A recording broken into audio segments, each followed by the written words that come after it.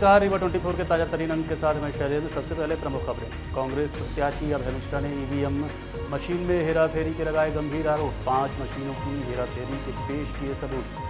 सड़क दुर्घटना में सफाई कर्मचारी की मौत। अज्ञात लोगों ने गाय के 2 पैर और जीभ काटकर फेंका खेत में। 6 दिन से जिंदगी और मौत से लड़ रही थी गाय। और मौसम का मिजाज बदला। बारिश की वजह से बढ़ी ठंड। कलेक्टर ने 9 बजे के बाद से नर्सरी से 5वीं कक्षा तक के बच्चों की क्लास लगाने के दिए निर्देश। इन खबरों सहित अन्य खबरें विस्तार से। सिरमौर से कांग्रेस प्रत्याशी अभय मिश्रा ने ईवीएम मशीनें बदलने के गंभीर आरोप लगाए हैं। इसके प्रमाण भी आज मीडिया के समक्ष उन्होंने सौंपे हैं। अक्सर ईवीएम में हेरफेर का आरोप राजनीतिक दल लगाते रहे हैं, लेकिन आज एक ऐसा मामला सामने आया है जिससे साबित होता है कि चुनाव में गड़बड़ियां होती हैं। भले ही मशीन में कोई गड़बड़ी न हो, लेकिन मशीनों में फेरबदल करना संभव होता है। जी हाँ, आरोप सिमरिया से कांग्रेस प्रत्याशी अभय मिश्रा ने लगाए हैं। उन्होंने बताया कि विधानसभा क्षेत्र की 5 मशीनें बदल दी गई हैं, जिनमें से 241 मोहरा की मशीन को खराब माना गया है। अधिकारियों ने माना कि 241 मोहरा की मशीन खराब है, लेकिन 4 अन्य के बारे में कोई जवाब देते नहीं बन रहा है। इन विधानसभा क्षेत्र में मोहरा, लैन पथरी, बरौं चंद्रपुर, बरहा और अमवा पोलिंग से मशीनों में हेराफेरी का मामला उजागर हुआ है। वहीं जब अधिकारियों से इस पर बात की गई तो वो जवाब देने से बचते नजर आए। यहां तक कि एक अधिकारी तो बेहोश भी हो गए। रिटर्निंग ऑफिसर ने कहा है कि वो इसका लिखित में जवाब देंगे, लेकिन मौखिक रूप से अभी कुछ नहीं कह सकते हैं। पत्रकारों के सवालों को टालते हुए उनके पसीने छूट गए और वो मौके से 9 तो 11 हो गए। जब से चुनाव घोषित हुआ तब से क्या मैं कभी किसी मामले को लेकर कलेक्ट्रेट आया? हाँ या ना? हाँ, अभी तक तो नहीं आए। नहीं। कभी कोई विवाद को लेकर मैं आया? पूरा चुनाव बीत गया, कहीं किसी ने कोई विवाद का आरोप लगाया क्या? नहीं ना, हमारे ख्याल से। मैंने कभी कलेक्टर पे आरोप लगाया, प्रशासन पे लगाया क्या? पूरे चुनाव के दौरान नहीं लगाया। आज अभी भी मैं कलेक्टर पे आरोप नहीं लगा रहा हूँ। मेरा पूरा विश्वास है कि कलेक्टर हमारी, एक तो महिला कलेक्टर ऊपर से क्लियर हैं, वो ऑनेस्ट हैं। उनसे मैं इस बात की उम्मीद करता हूँ कि वो गलत काम नहीं करेंगी किसी के भी पक्ष में। बहरहाल मेरे हाथ में एक ऐसा डॉक्यूमेंट आ गया कि मेरी मजबूरी है यहाँ आना। मैं अभी गया था भोपाल, हमारी पार्टी ने बुलाया था, तो उन्होंने हम लोगों को जिन बिंदुओं पर चेताया था उसमें एक प्रमुख बिंदु ये था कि फॉर्म कौन सा कहलाएगा, वो 17 जो प्रोसाइडिंग ऑफिसर हमारे एजेंट को देता है साइन करके कि इतने वोट पड़े इतना, वो शासकीय अधिकारी जो प्रोसाइडिंग ऑफिसर होता है उसने हमको दे रखा है। हमारे पास पूरी 241 बूथों की हमारे पास पावती है। दूसरा अब नियम आ गया है कि जो हमारे रिटर्निंग ऑफिसर होते हैं, हम अगर अपने विधानसभा का मांगें कि पूरा 17 हमको चाहिए तो उसकी वो सर्टिफाइड कापी हमको उपलब्ध कराते हैं अपने दस्तखत से। तो उन्होंने अपने दस्तखत से वो भी उपलब्ध करा रखी थी। हमने दोनों को रख लिया था, लेकिन हम लोगों का ध्यान किसी का नहीं जाता इधर। अभी भोपाल में ये ट्रेनिंग दी गई कि दोनों को मिलाओ। आप लोगों ने सुना होगा कि ईवीएम मशीन में गड़बड़ होती है, मशीन बदल जाती है, वो आप जानोगे कैसे? तो जाके दोनों को मिलाओ कि वही है कि नहीं। तो जब उन्होंने ये बोला तब दिमाग में ख्याल आया, नहीं तो फाइलों में बंद रखे थे। तो जब दोनों को मिलाया तो 5 मशीनें एकदम बदल गईं। उन्हीं का सरकारी प्रोसाइडिंग ऑफिसर ने दस्तखत करके दिया हुआ है 17 उन्हीं के रिटर्निंग ऑफिसर ने सर्टिफाइड कॉपी दे रखी है 5 मशीनों की। 5 में नंबर बदल गए। एक महुरा वाले के लिए उनका बरवली की ये कहना है कि वो मशीन हमने रिजर्व से उठाई है कि क्योंकि वो मशीन ख़राब हो गई थी। बरवली अभी लिख के नहीं दिया। क्या इस बात की जानकारी आपके एजेंट को थी कि मशीन बदल गई है? नहीं, कैसे होगी आप बताइए? एजेंट ने अपना फॉर्म ला के जमा कर दिया हमारे पास, प्रोसाइडिंग ऑफिसर के साइन किए हुए। हमने यहाँ से सर्टिफाइड कॉपी लेके अपने घर में रख ली। अपन निश्चिंत बैठे हैं। भोपाल में जब गए, जब हमारी पार्टी ने हमें गाइडलाइन दिया कि चीज़ को मेहनत करके मिलाइए, और जब हमने मिलाया तो 5 मशीनों में अंतर आ गया। 5 पोलिंगों में दूसरे नंबर का रिटर्निंग ऑफिसर में लिस्ट में है और जो प्रोसाइडिंग ऑफिसर का दस्तखत किया हुआ उसमें दूसरा है, और उनमें काफ़ी अंतर है। एक के लिए वो उत्तर दे रहे हैं कि हमने रिजर्व से उठाया है, मशीन बिगड़ गई, कोई रिटर्न नहीं है, कोई प्रूफ नहीं है। अगर उनकी बात भी मान लें, 4 के लिए वो निरुत्तर हो रहे हैं, कोई उत्तर ही नहीं दे रहे हैं। उन्होंने आज शाम तक जवाब देने को बोला था, कोई जवाब नहीं दे पा रहे हैं। तो जब जवाब नहीं दे पा रहे हैं और उसका कोई उत्तर नहीं है, तो या कि हमको तो इसी को ना मशीन बदलना कहेंगे। ईवीएम कहते हैं ना ईवीएम बदलना, तो यही तो है ईवीएम बदलना। और अगर मेरी बात गलत है तो कलेक्टर मैडम उसका जवाब दे दें, मुझे झगड़ा थोड़ी करना, मैं तो केवल उस बात के लिए आता हूँ। या कि लास्ट में इनको पावर है, चुनाव आयोग का नियम है कि अगर ऐसी कोई चीज़ है तो उसमें वीवीपैट का ऑर्डर कर दें कि उसकी वीवीपैट की गिनती 5 मशीनों इन 5 पोलिंगों की अलग से की जाएगी, बात खत्म। ये पोलिंग बूथ में अब देखिए, अभी मैंने पकड़ा अब कल आज रात से सब विधानसभा वाले मिलाएंगे, निश्चित रूप से 8 विधानसभा में भी 2-2 4-4 ऐसे निकलेंगी, ऐसा मुझे लगता है। तीसरी बात, आज मैंने अगर यहाँ नहीं पकड़ा होता और वहाँ पोलिंग बूथ पे जब मिलाया जाता, जब काउंटिंग जहाँ होती, वहाँ तो विवाद होता। वो कहते कि नहीं मशीन नंबर ये है और आप में ये निकल रहा है, तो विवाद तो होता ही होता। तो और अगर मैं ना भी करूँ तो बीएसपी वाला बोलेगा। कोई मशीन गड़बड़ नहीं की गई है। एक कमीशन के दौरान जो है पूरी सूची भी उसके व्हाट्सएप पे दे दी गई है और फाइनल जो 241 का जो भी है बना है वो भी वहाँ दे दिया गया है। नंबर मैच नहीं कर रहे सर, इनका ऐसा कहना है कि नंबर मैच नहीं, जो शुरू में कमीशन के दौरान भी कुछ मशीनें खराब हुई उसको भी बदल। ये शाम को आपने के प्रिसाइडिंग ऑफिसर ने रात को 8 बजे दिया है ये सब, जब वोटिंग पड़ने के बाद साइन करके दिया है। वोटिंग के बाद दिया है। वोटिंग के दौरान उस दिन जो है 2-3 मशीनें जो है जैसे मॉक पोल के दौरान एक खराब हो गई थी। एक मिनट हमारी बात करने दीजिए। मैं यहाँ कोई मतलब वोटिंग के दौरान मॉक पोल में एक खराब हुई थी और 2-3 जो सो वोटिंग के दौरान हुई, जिसका पीठासीन अधिकारी के डायरी में उसका उल्लेख है और उसको उसी अनुसार संशोधित भी कर दिया गया। वो सूची भी व्हाट्सएप पे सारे कैंडिडेट्स को उपलब्ध कराया गया। कितनी मशीनें खराब थी? अब आपके पास जो भी है, अब इनको पोलिंग स्टेशन पे पीठासीन अधिकारी ने, अब पीठासीन अधिकारी मतलब उन्होंने भर के जो दिया वो कैसे दे दिया? तो अलग अलग सर, तो अगर उसका वो जब आया तो उसको चूंकि उसका मशीन वहाँ चेंज हुआ था तो फिर उसको वाले का देना जो जमा करेंगे वही उसी को तो वहाँ पे ही करेंगे। तो उसने तो वो वहाँ पे आपको बूथ पे दिया है। आप इस चीज को समझिए क्या। कितनी मशीनें हमें तो बूथे से मतलब है ना साहब, ये हमें आपके घर से 3-4 के लगभग हुई हैं। 5 का आरोप लग रहा है। एक कमीशन के दौरान करा, वो पुरानी सूची इनके पास थी। एक कमीशन मैंने मान लिया एक का, मैं एक को चार का उत्तर नहीं दे रहे। हाँ मैं लिखित दे दूंगा आपको, लिखित दे दूंगा सर क्या लिखित देंगे प्लीज इसको आप ये। सिरमौर सिविल अस्पताल के डॉक्टर आर.के. ओझा की लापरवाही का मामला प्रकाश में आया है। आरोप ये भी है कि वो अस्पताल के समय में निजी प्रैक्टिस करते हैं। सिरमौर सिविल अस्पताल में कई वर्षों से पदस्थ बाल एवं शिशु रोग विशेषज्ञ आर.के. ओझा उन डॉक्टरों में से एक हैं। डॉक्टर आर.के. ओझा सिरमौर सिविल अस्पताल में से 20 मीटर की दूरी पर अपना निजी क्लिनिक हॉस्पिटल की ड्यूटी के दौरान संचालित करते हैं।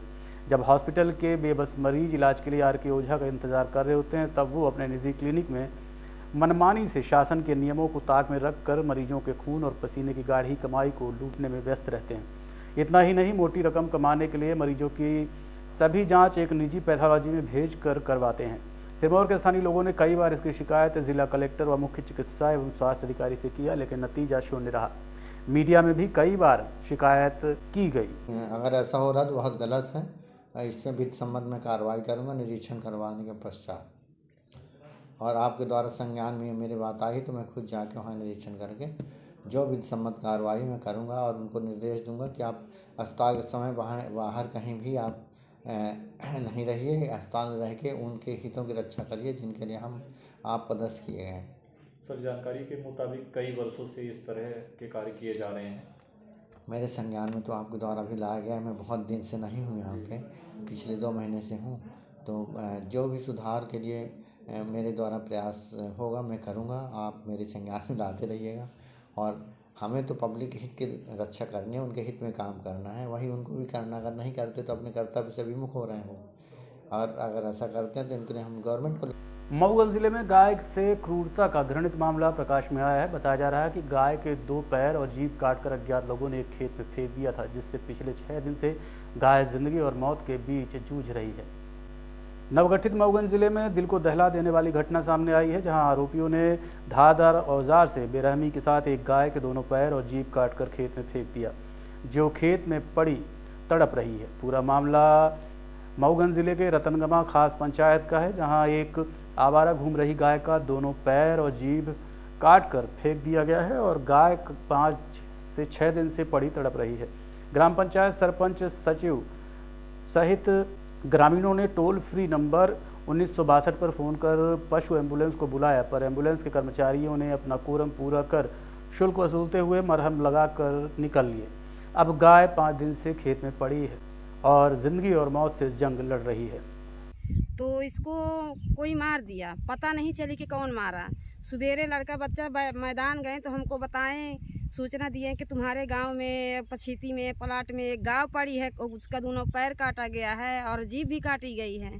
तो ओका हम आन तो दिखन ताकन ओका चारा दाना जौन जाल है तुम दे ला है। एम्बुलेंस का फ़ोन भी किया गया तो हो गया, देख ताक के चले गए, डॉक्टर को बताया गया जी, और हो गया उसका सेवा में जौन है तो लगे हैं जी। ये कितने दिन की घटना है? ये आज 6वां दिन हो गया। 6 दिन से यहीं पड़ी है? यहीं पड़ी थी। हो गया इसे बोरा फट्टा उठा के किसी तरह रखे हैं, किसी को टुबाते भी हैं। फिर माम चरती थी तो ये लोग उनको बोले कि मतलब गौशाला भी बना दिए हैं भैया, तो इसमें ले जाके बेड़वा देते हैं, मारते ना, इतना दूर तक बोले, कोई करने वाला नहीं। क्या करें सर? किस आरोपी ने ऐसी घटना किया है? आरोपी कोई पता ही नहीं चला कि कौन किया, ये नहीं मालूम। नहीं मालूम। गाय किसकी है जी? गाय किसकी है? गाय तो पता ही नहीं सर कि गाय किसकी है। अच्छा, इनके दोनों पैर काटा गया है? दोनों पैर काटा गया है, जीभ भी। नगर निगम में कार्यरत सफाई कर्मी की बाइक दुर्घटना के दौरान मौत हो गई, जिसमें परिजनों ने हत्या के आरोप लगाए हैं। मृतक योगेश साकेत नगर निगम में सफाई कर्मचारी के रूप में काम करते थे। घटना के संबंध में मृतक के जीजा संतोष ने बताया कि उसके जीजा पिछले 5-6 साल से नगर निगम में सफाई कर्मी का काम करते थे। दोपहर छुट्टी के बाद 2:30 से 3 बजे तक घर आ जाते थे। रोज की तरह कल भी गए थे, लेकिन रात नहीं लौटे तो लोगों ने ढूंढना शुरू किया। उन्होंने बताया कि बीच में फ़ोन पर बात हुई तो योगेश अपने साथियों के साथ मनकहरी में बैठकर शराब पी रहे थे। योगेश रोज अपने गांव कंचनपुर अप डाउन करते थे। संतोष ने बताया कि उनके दोस्तों ने शराब ज़्यादा पिला दी और अकेला छोड़कर चले गए। उन्हें हत्या की आशंका भी है। यही हो गई कि मतलब 2:30 बजे छुट्टी होती थी, ये लोग वहाँ से 2-3-4 आदमी काम करते थे, है ना, तो बस फ़ोन में फ़ोन लगा के बुला लेते थे। अब कल मेरी बात हुई है ना, शाम को हुई करीब 7 बजे बात, तो बोले कि हम मनकहारी में ये लोग बैठे हैं, है ना। एक आदमी का नाम बताया, बाकी का नाम काट दिया, मोबाइले काट दिया, मतलब पी रहे थे ये लोग बैठ के। फिर हम 8 बजे फ़ोन लगाए रात में, मोबाइल स्विच था। फिर क्या हुआ आगे? फिर अब क्या हुआ, फिर घर में वहाँ फ़ोन लगाए कि यहाँ भी नहीं आए, ऐसे नहीं हो, ऐसा हुआ। फिर रात के 2-3 लोग वहाँ से ढूंढने में निकले, तो उनके पापा को साथ में लेके नहीं निकले, बोले कि पुलिस वाले रात के पकड़ लेंगे, ये होगा वो होगा, है ना। तो उनको लेके नहीं निकले। वो लोग क्या बोले कि हम रीवा तक यहाँ ढूंढने आए हैं, और रीवा डायरेक्ट वो लोग घर चले गए। आज सुबह वो लोग ड्यूटी चले गए, अभी तक वो लोग मतलब नहीं आए हैं, अभी तक नहीं आए हैं, जो कि उनके सब भाई हैं, सगाई हैं, बस्तीन के हैं। ये बताइए सर, कितनी बड़ी बात होती है। ये पता मेरे को सुबह चला सर, ये वो बताए, ससुर जी हमारे बताए, है ना, कि अब कहीं ना ढूंढो, यहाँ आ जाओ, मनकारी में तिलाक बगल में बॉडी पड़ी हुई है।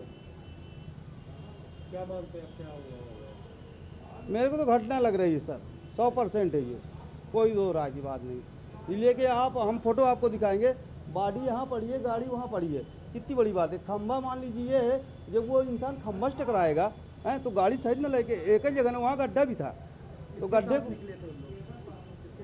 अब यहाँ से जो काम करने वाले जाते हैं, कचरा गाड़ी मुनीट साथ में निकले थे। कहाँ काम करते थे ये नगम निगम में जो कचरा वाली गाड़ी है, वहाँ करीब आज 6 साल हो रहा काम। देखते रहिए रीवा 24 न्यूज़। मिलते हैं इस छोटे से ब्रेक के बाद। Pentium point group of institutions, a key to success. जी हाँ, Pentium point group of institutions, जहाँ पर आपको मिलते हैं BA LLB 5 year full time programme, LLB 3 year full time programme, bar council of India से मान्यता प्राप्त हैं। MBA के 2 year full time programme AICTE new Delhi से मान्यता प्राप्त हैं। पेंटियम पॉइंट टेक्निकल कॉलेज में स्नातक व स्नातकोत्तर के सभी पाठ्यक्रम संचालित हैं, जिनमें प्रवेश प्रारंभ है। हमारा कॉलेज कोड है P500। याद रखिए, सामान्य वर्ग बीपीएल कार्ड धारकों को शिक्षण शुल्क में छूट व SC/ST OBC छात्रों को मध्य प्रदेश शासन के नियमानुसार छात्रवृत्ति।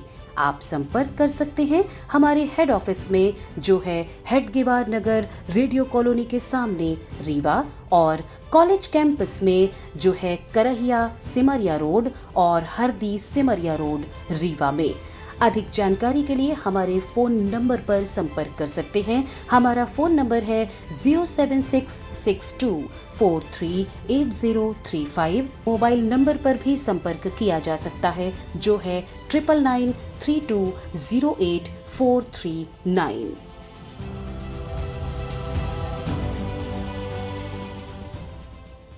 रीवा में निर्मित लाडली लक्ष्मी पथ पर नदी नालों को पाट कर अतिक्रमण किया जा रहा है और निजी आवास बनाए जा रहे हैं, जिसकी शिकायत आज समाजसेवी BK माला द्वारा कलेक्ट्रेट में की गई। रीवा से सटे हुए लाडली लक्ष्मी पथ पर एक अलग ही निर्माण हो रहा है, जहां नदी नाले एवं नहर भी भूमाफियाओं की जद में आ चुके हैं। इस बात की शिकायत आज कलेक्ट्रेट कार्यालय में समाजसेवी द्वारा की गई।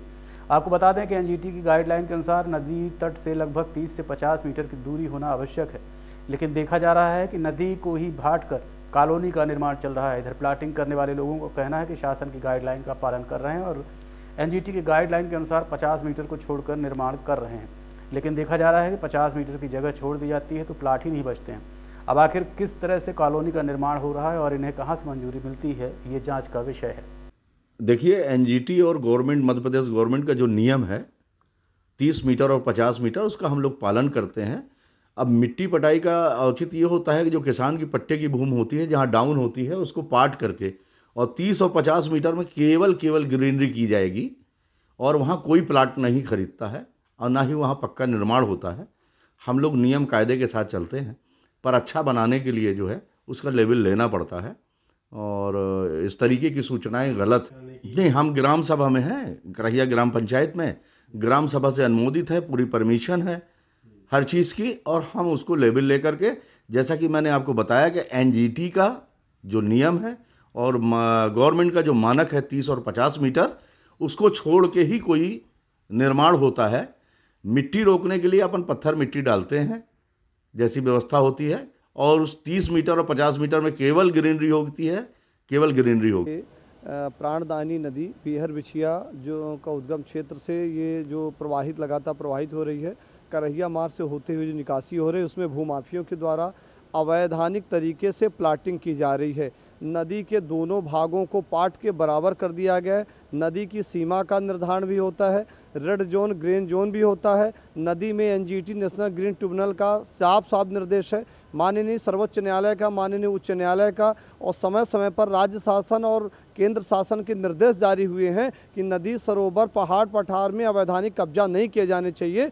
इस संदर्भ में राजस्व अधिकारियों को निर्देश जारी हैं, पर रीवा की बेशकीमती भूमि और रीवा की लाडली पथ योजना के बगल से जो नदी की निकासी, बिहर बिछिया की निकासी है करहिया मार्ग में, वहाँ पर अवैधानिक तरीके से प्लाटिंग की जा रही भूमाफियों के द्वारा। और शासन का रेगुलेशन है कि शासन के रेगुलेशन के अनुसार यदि प्लाटिंग आप करते हैं तो प्लाटिंग करने के पहले अनुविभागीय अधिकारी राजस्व से आपको अनुमति लेनी होगी, सिटी कंट्री प्लानिंग से NOC लेनी होगी, और साथ में नगर निगम की यदि सीमा है तो नगर निगम से, यदि राजस्व के ग्राम पंचायत की सीमा है तो उसमें ग्राम पंचायत में अनुभाग अधिकारी से अनुमति लेनी होगी। परंतु नियम विरुद्ध तरीके से अवैधानिक प्लाटिंग की जा रही है, जिसमें भूमाफिया राजस्व अधिकारियों को के साठगांठ करके प्लाटिंग कर रहे हैं, विक्रय कर रहे हैं, और नदी के पाट को बेच करके मट्टी रातों रात डाल के प्लाटिंग करके विक्रय कर रहे हैं। कौन कर रहा है? ये खान साहब कर रहे हैं और एक सिंह साहब, दो लोग हैं जिनका नाम, जी उनका नाम, पूरा नाम हमें जानकारी नहीं हो पाई है। एक खान साहब प्लाटिंग कर रहे हैं और दूसरे एक सिंह साहब प्लाटिंग कर रहे हैं। और उसमें जब हम लोगों से उनसे वहाँ पर पूछे कर्मचारियों से, तो बोले वो खान साहब हैं और एक सिंह साहब की जिक्र कर रहे हैं।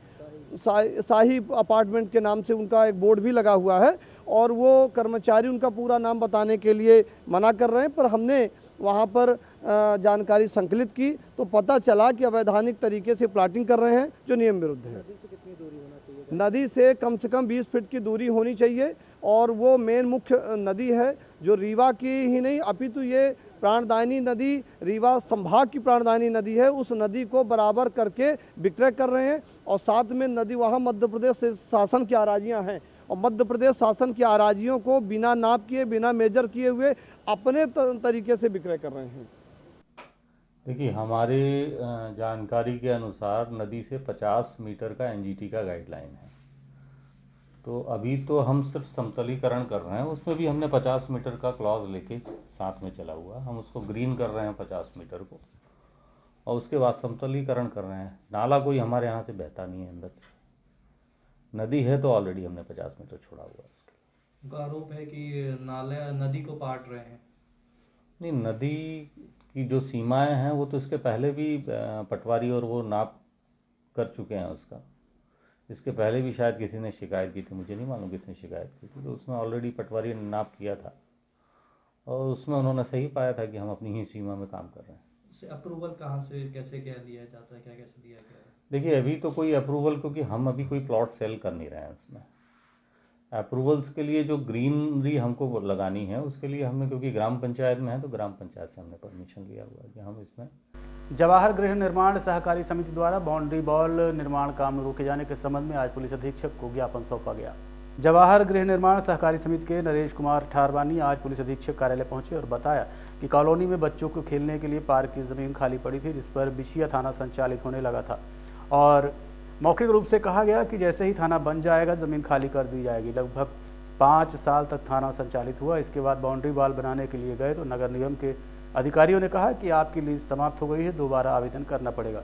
दोबारा आवेदन के बाद अब बाउंड्री वॉल बनने नहीं दिया जा रहा है। इस संबंध में आज एक आवेदन लिखकर पुलिस अधीक्षक को सौंपा गया। मामले को लेकर समिति के सदस्यों ने बताया, समिति की जमीन है, जवाहर नगर गृह निर्माण सहकारी समिति है, उस समिति की जमीन है। ये छोड़ी गई थी खाली बच्चों के खेलने के लिए, पार्क बनाने के लिए, और पार्क था ही बच्चों के खेलने के लिए छोड़ा गया था। जैसे मकान के सामने बच्चे खेलने हैं उसी के लिए छोड़ा गया था। आज भी वो पार्क के लिए ही परमिशन मिली है बाउंड्री वॉल बनाने की। 2015 में मिली थी परमिशन, वो नहीं बनवा पाया। बिशिया थाना आया, उसने अघोषित पार्किंग अपनी बना दी, जिसकी हमने लिखित एसपी के यहाँ रिपोर्ट की है और सीएम हेल्पलाइन में रिपोर्ट की और थाने को दे आए थे। तो मुझे मौखिक कन्विंस किया गया कि यहाँ सामुदायिक हाल में थाना आया है, जो 2-4 महीने रहेगा उसके बाद चला जाएगा। वो 2-4 महीने की जगह 15 से 22 तक थाना रहा। अभी अगस्त 22 में थाना यहाँ से स्थानांतरित हुआ, मैंने बनवाना शुरू किया तो इन्होंने ऐतराज़ किया। इधर नगर निगम से आदमी आए, अपने बुंदेला जी और शिवलाल पटेल जी, उन्होंने कहा आपके पास पेपर तो पूरे हैं मगर आपकी जो परमिशन है वो रद्द हो गई है, क्योंकि आपने 3 साल के अंदर नहीं बनवाया, न परमिशन को आपने रिन्यूअल करवाया, इसलिए आप नई परमिशन लीजिए। नई परमिशन के लिए हमने ऑनलाइन अप्लाई किया हमारे शशांक दीक्षित जी के द्वारा।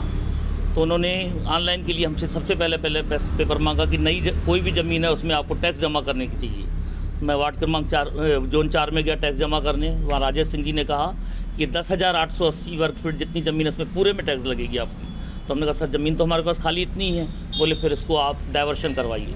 तो मैं डाइवर्शन ऑफिस गया, डाइवर्शन करवा लिया, उसके डाइवर्शन के पेपर ये हैं। देखते रहिए रीवा 24 न्यूज़। मिलते हैं इस छोटे से ब्रेक के बाद। अब आपके शहर रीवा में पुष्पांजलि ग्रीन्स मैरिज गार्डन की हुई शुरुआत। शादी, बर्थडे पार्टी सहित अन्य कार्यक्रमों के लिए सर्व सुविधाओं के साथ आप सभी के लिए सस्ता एवं उचित दाम पर उपलब्ध है। 2 एकड़ से अधिक एरिया में बने मैरिज गार्डन में सीसीटीवी कैमरे एवं बेहतरीन पार्किंग व्यवस्था के साथ में 6 कमरे, अटैच्ड बाथरूम, उत्तम हॉल की व्यवस्था, इतना ही 4,500 वर्ग फीट में निर्मित मैरिज हॉल सभी व्यवस्थाओं के साथ उपलब्ध है।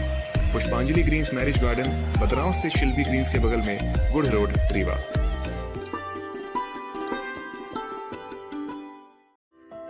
हड्डी जोड़ एवं रीढ़ रोग तथा स्त्री रोग एवं प्रसूति रोग का इलाज एक ही छत के नीचे। विघ्नहर्ता hospital and trauma centre, hotel landmark के पास, रतहरा, रीवा। डॉक्टर संतोष सोनी, पूर्व चिकित्सक, बॉम्बे हॉस्पिटल, मुंबई। हड्डी जोड़ एवं रीढ़ रोग विशेषज्ञ, छोटे चीरे एवं दूरबीन विधि द्वारा हाथ तथा पैर की हड्डियों का ऑपरेशन। गठियाबात, जटिल एवं बिगड़े हुए फ्रैक्चर का बेहतर इलाज करते हैं डॉक्टर संतोष सोनी। विघ्नहर्ता हॉस्पिटल ट्रॉमा सेंटर में ही स्त्री एवं प्रसूत रोग विशेषज्ञ डॉक्टर शैलजा सोनी भी उपलब्ध हैं, जिनकी देखरेख में नॉर्मल डिलीवरी, सिजेरियन ऑपरेशन एवं बच्चेदानी से संबंधित ऑपरेशन की बेहतर सुविधा। संतानहीन दंपत्ति तत्काल संपर्क करें। विघ्नहर्ता hospital and trauma centre, hotel landmark के पास, रतहरा, रीवा। सुविधाजनक एवं सफल इलाज हेतु आज ही संपर्क करें विघ्नहर्ता hospital and trauma centre, hotel landmark के पास, रतहरा, रीवा। मोबाइल नंबर 7828781983 अथवा 8462956774 पर।